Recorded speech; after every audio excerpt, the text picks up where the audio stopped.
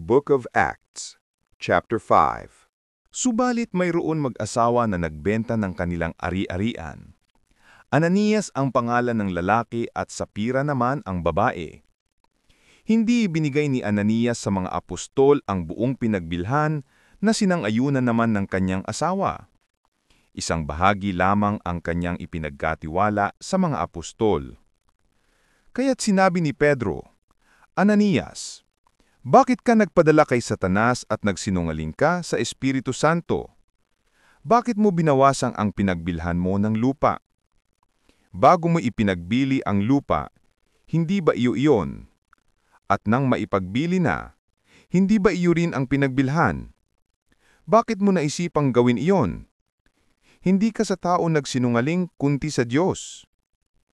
Nang marinig ito ni Ananias, siya'y nalagutan ng hininga at bumagsak, at lahat ng nakapagbalita sa pangyayaring iyon ay pinagharian ng matinding takot.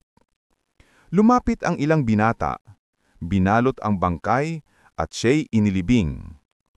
Pagkaraan ng may 3 oras, dumating naman ang kanyang asawa na walang kamalay-malay sa nangyari. Kinausap siya ni Pedro, "Sabihin mo sa akin, ito nga ba lamang ang kabuang halagang pinagbilhan ninyo ng inyong lupa?" "Opo, yan lamang," sagot ng babae.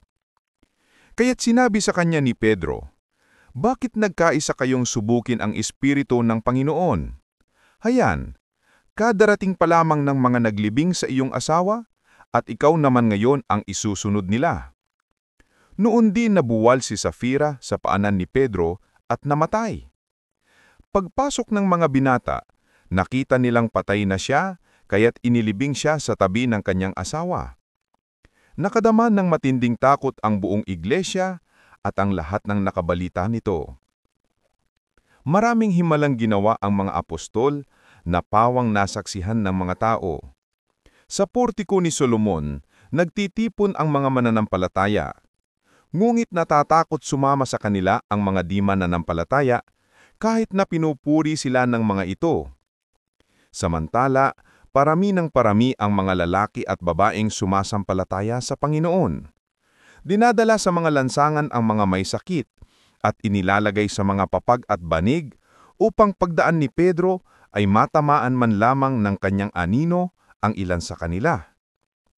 Dumating din ang maraming tao mula sa mga karatig bayan ng Jerusalem, dala ang kanilang mga may sakit at mga pinaghihirapan mang masasamang espiritu, at gumaling silang lahat.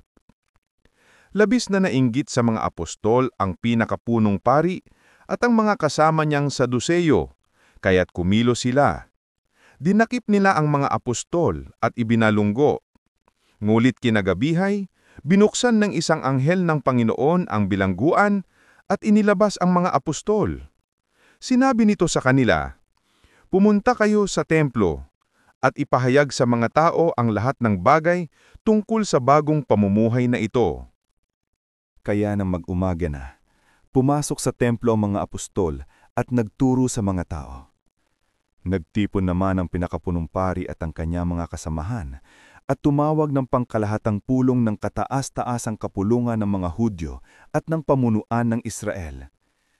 Ipinakuha nila sa bilangguan ng mga apostol, ngunit ang mga ito ay wala nang dumating doon ng mga kawal, kaya't nagbalik sila sa kapulungan at nagulat. "Nakita po namin na nakasusing mabuti ang pintuan ng bilangguan at nakatayo roon ng mga bantay, ngunit nang buksan namin, wala kaming nakitang tao sa loob." Nang marinig ito, nabahala ang mga punumpari at ang kapitan ng mga bantay sa templo. Hindi nila maubos maisip kung ano ang nangyari sa mga apostol. Siya namang pagdating ng isang taong ganito ang sabi, "Tingnan po ninyo, ang mga lalaking ipinakulong ninyo ay naroon sa templo at nagtuturo sa mga tao." Kaya't pumunta sa templo ang kapitan, kasama ang kanyang mga tauhan.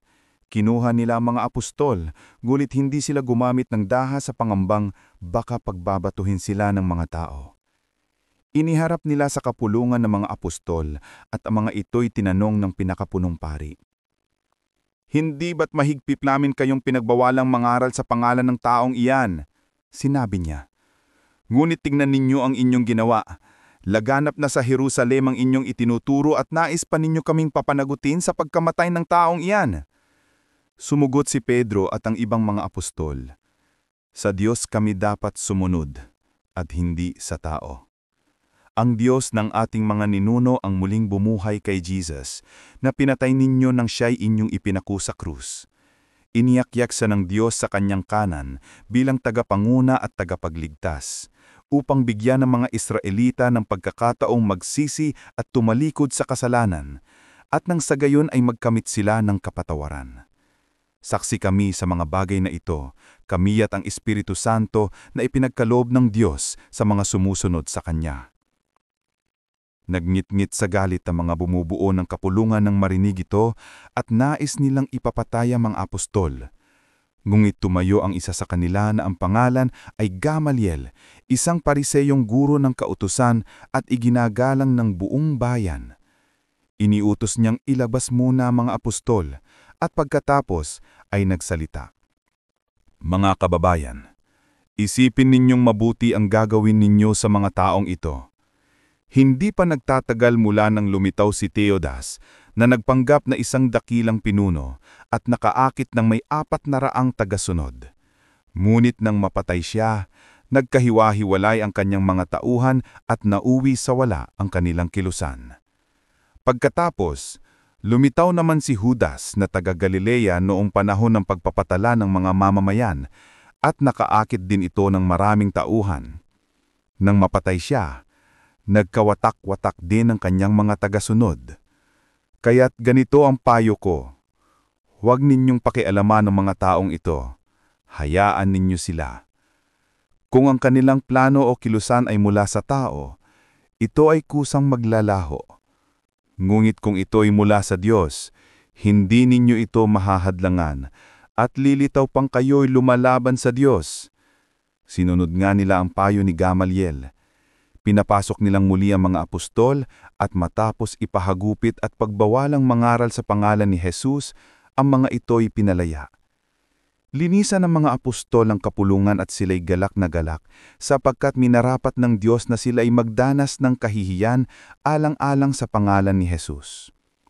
At araw-araw, sa templo at sa manabahay-bahay, walang tigil silang nagtuturo at nangangaral ng magandang balita tungkol kay Jesus. Ang Kristo